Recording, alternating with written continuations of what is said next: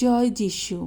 প্রথম পাঠ সামুয়েলের দ্বিতীয় গ্রন্থ 6 অধ্যায় 12 থেকে 15 পদ, 17 থেকে 19 পদ।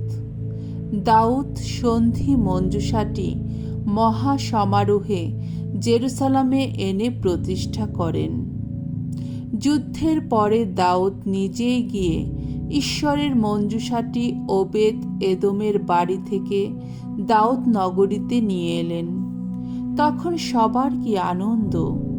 ভগবানের মঞ্জুষাটির বাহকেরা প্রথম 6 পা এগিয়ে যাবার সঙ্গে সঙ্গেই দাউদ একটা বলদ আর একটা নথর বাছুর বলিরূপে উৎসর্গ করলেন। তারপর দাউদ নিজের সমস্ত শক্তি দিয়ে ভগবানের সামনে ঘুরতে ঘুরতে নাচতে লাগলেন। তখন তার কোমরে পরা রয়েছে খোমের একটি এফদ। তিনি এবং ইসরায়েল বংশের সকলেই জয়ধ্বনি তুলতে তুলতে আর বিষাণ বাজাতে বাজাতে ভগবানের মঞ্জুষাটি পাহাড়ের ওপর নিয়ে যেতে লাগলেন। ভগবানের মঞ্জুষাটি রাখার জন্যে দাউদ যে শিবির আগে থেকেই বসিয়ে রেখেছিলেন, এবার মঞ্জুষাটি সেই শিবিরের ভেতরে নিয়ে এসে যথাস্থানে রাখা হলো।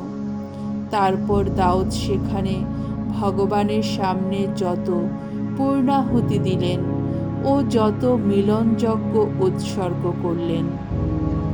ওই সব উৎসর্গের কাজ সেরে নেবার পর তিনি বিশ্বপতি ভগবানের নামে সকলকে আশীর্বাদ করলেন। তারপর তিনি খাবার বিলুতে বললেন। তখন সেখানে উপস্থিত সকলের হাতে ইসরায়েলের সেই বিপুল জনসমাবেশের প্রত্যেকটি পুরুষ ও নারীর হাতে একখানা করে রুটি, এক টুকরো করে মাংস আর একটা করে কিশমিশের পিঠে তুলে দেওয়া হলো। তারপর সমস্ত লোকেরা যে যার ঘরে ফিরে গেল। প্রভুর বাণী। ঈশ্বরকে ধন্যবাদ। সাম সঙ্গীত 24 অধ্যায় 7 থেকে 10 পদ। ধো, স্বয়ং প্রভু তিনি, মহামহিম রাজা তিনি। ওগো প্রতিটি তুরুন্দার, তোমরা এবার তোমাদের খিলান উন্মোচিত করো। সুপ্রাচীন যত সিংহদ্বার, নিজেদের উত্তোলিত করো। এখন প্রবেশ করবেন সেই গৌরবের রাজা। কে সেই গৌরবের রাজা? শক্তিমান পরাক্রমী ভগবান তিনি, সম্রে পরাক্রমী ভগবান তিনি। ওগো প্রতিটি তুরুন্দার, তোমরা এবার তোমাদের খিলান উন্মোচিত করো। সুপ্রাচীন যত সিংহদ্বার, নিজেদের উত্তোলিত করো। এখন প্রবেশ করবেন সেই গৌরবের রাজা। কে সেই গৌরবের রাজা? তিনি বিশ্বপতি ভগবান, তিনি সেই গৌরবের রাজা। বাণী বন্দনা। জয় জয় প্রভুর জয়। হে পিতা, তোমায় বন্দনা করি আমি। ঐশ্বর রাজ্যের মর্মবাণী প্রকাশ করেছ তুমি শিশুর মতো সরল হৃদয় যার, সেই মানুষেরই কাছে। জয় জয় প্রভুর জয়। মঙ্গল সমাচার। মার্ক রচিত মঙ্গল সমাচার 3 অধ্যায় 31 থেকে 35 পদ।